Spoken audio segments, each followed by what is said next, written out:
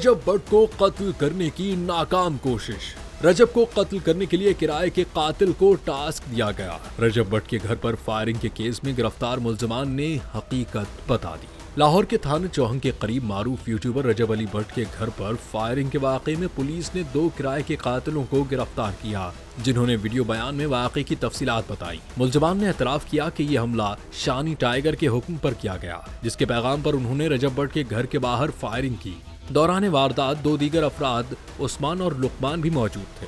Police के मुताबिक इस वारदात का मकसद रजब भट्ट को निशाना बनाना था और मुकदमे में शानी टाइगर, उस्मान और लुकमान समेत तमाम 7 मुल्जिमान के नाम शामिल किए गए हैं। मुकदमे के मुताबिक ये वाकया रजब भट्ट और शहजाद भट्टी के दरमियान ऑनलाइन तल्ख कलामी के बाद पेश आया, जिसके जवाब में शानी टाइगर ने शूटर्स भेजे। पुलिस ने तमाम गिरफ्तार शुदगान की तफ्तीश के दौरान बयान लिया। मज़ीद तहकीकात जारी हैं। अब तहकीकात का महवर शानी टाइगर का किरदार और निशाना बनाने की वजह जानना है।